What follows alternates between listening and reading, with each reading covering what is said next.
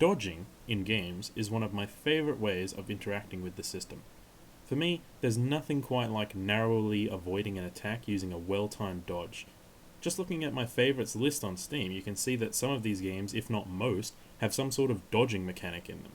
In this video, I'll be briefly looking at the dodging in these games and rating them, and telling you what I like and what I dislike about them respectively.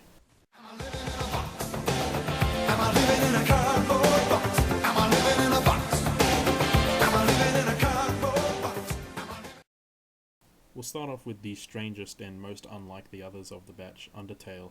If you haven't watched my small segment on the combat from my other video, it's basically dodging projectiles with the heart in the middle there.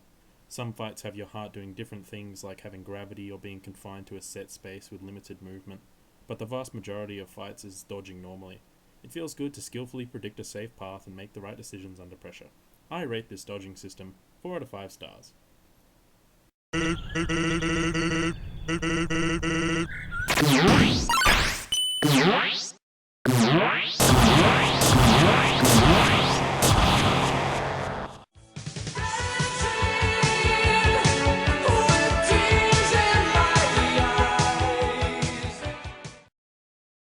The dodging in Dark Souls is based off what's called invincibility frames, which do pretty much what it says on the tin. When you roll or do a dodge, depending on the weight of the armor and gear that your character is holding, you'll be given a certain number of frames during the rolling animation where your character is completely invincible to all damage, including attacks where your character seemingly phases right through the enemy weapon.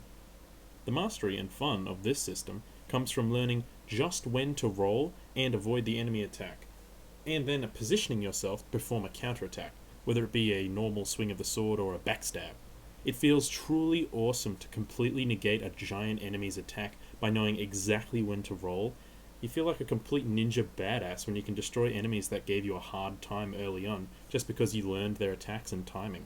5 out of 5 stars.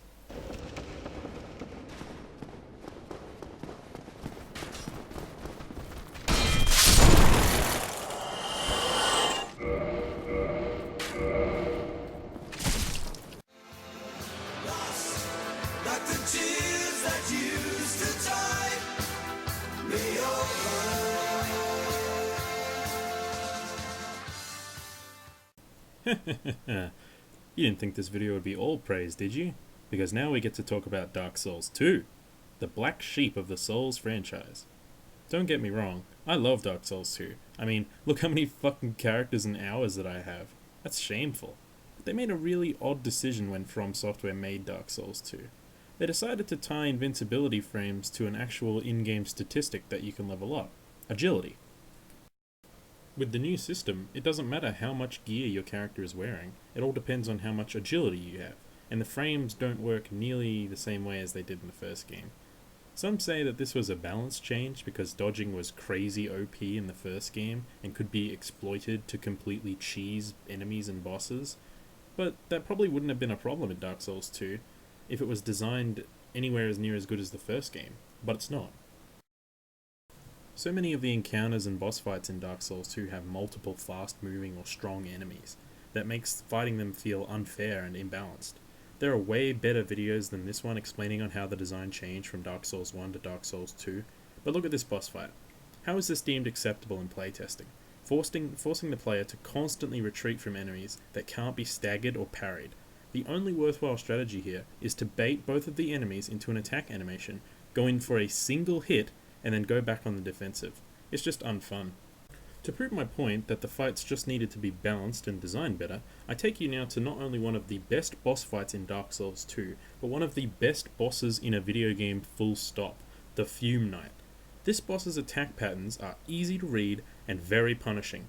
This makes for a fair fight that pits the fault squarely on the player for misjudging the timing and getting hit. His attacks don't feel unfair, they feel just perfect. If all of the bosses were designed as good as the Fume Knight in Dark Souls 2, the game would have been fucking magical.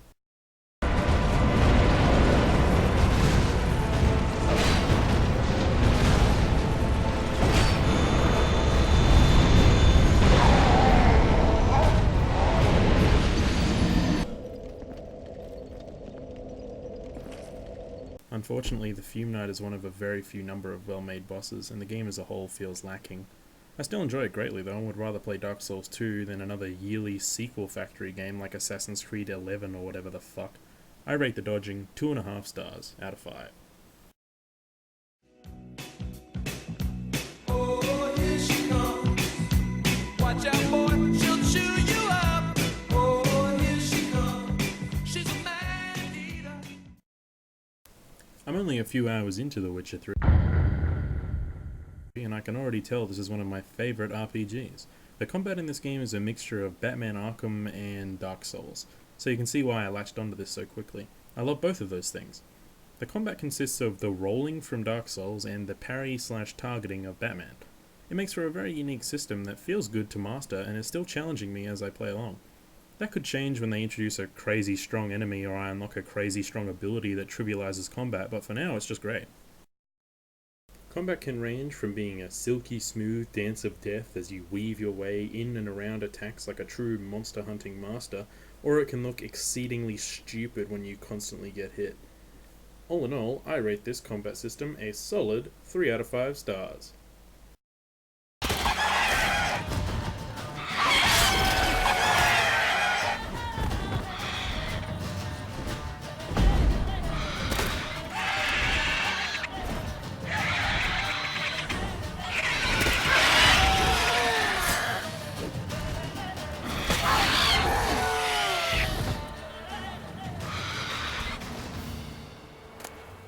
That about covers the dodging in some of my favourite games that I played recently.